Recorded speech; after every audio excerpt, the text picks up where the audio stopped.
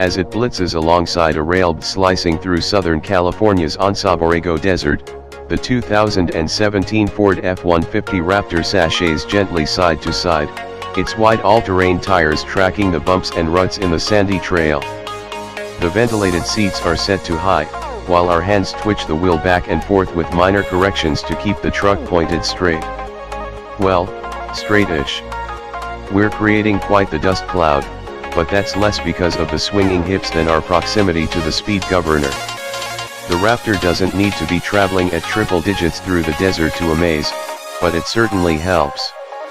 Good riddance to the old school.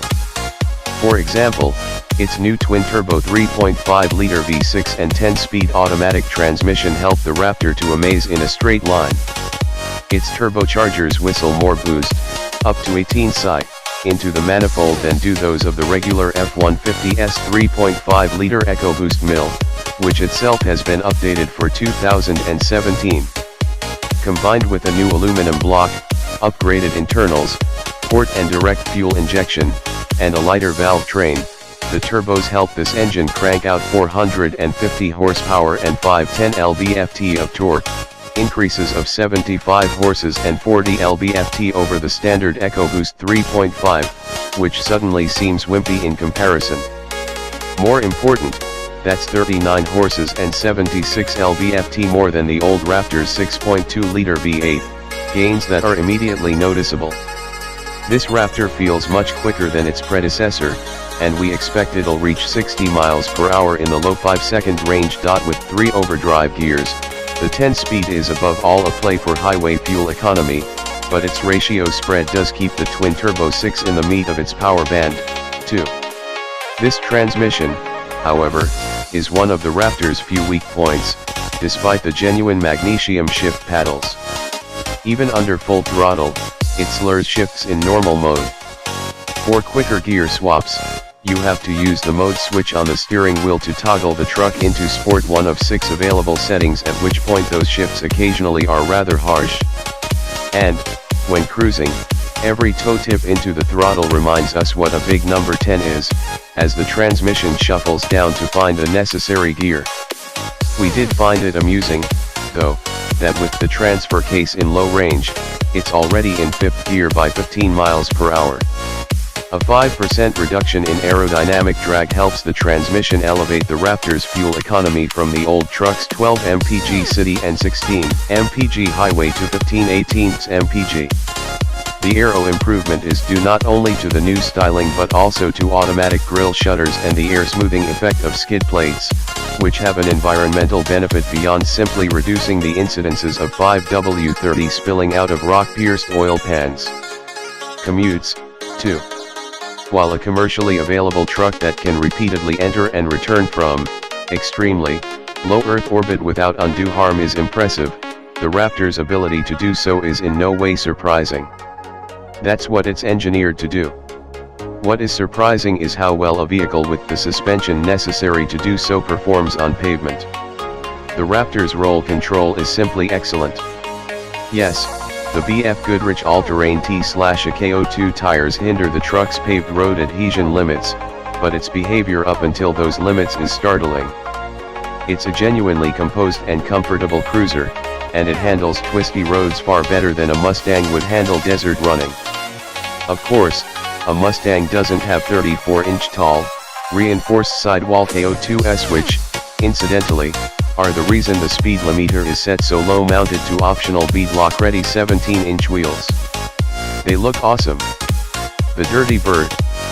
Through the Anza-Borrego, we hammered the Raptor over a 50-mile route composed of long stretches of washboard chatter bumps and countless larger hoop-de-dos that tossed the Ford into the air. A lesser truck could crawl over this same terrain without much risk. But before you attempted to do so at the speeds the Raptor can achieve, you'd want to start a pool for what would happen first: a pricey Fox damper punching through the hood or the bed, an axle rolling out behind the truck, or the nose sticking a landing and throwing you into an endo. The Raptor just pounds over all of it, its suspension travel of 13.0 inches in front and 13.9 out back, ensuring that the driver cries uncle before the truck ever falters. So high is the Raptor's threshold of abuse that the size of the lump, hole, or other obstacle hardly seems to matter. Plow into it, let the suspension soak it up, and carry on. To better endure the abuse any self-respecting owner will subject the truck to, the Raptor's frame is strengthened over the regular F-150's with additional welds and fortified shock mounts. Its box dampers are now 3.0 inches in diameter, a 0.5-inch increase from the old Raptors. This allows 44% more fluid volume, bolstering heat and fade resistance.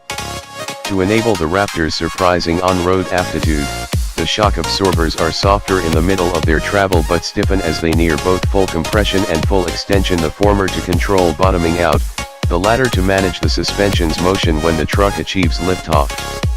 More like Bajaja mode. You can turn off the stability control completely.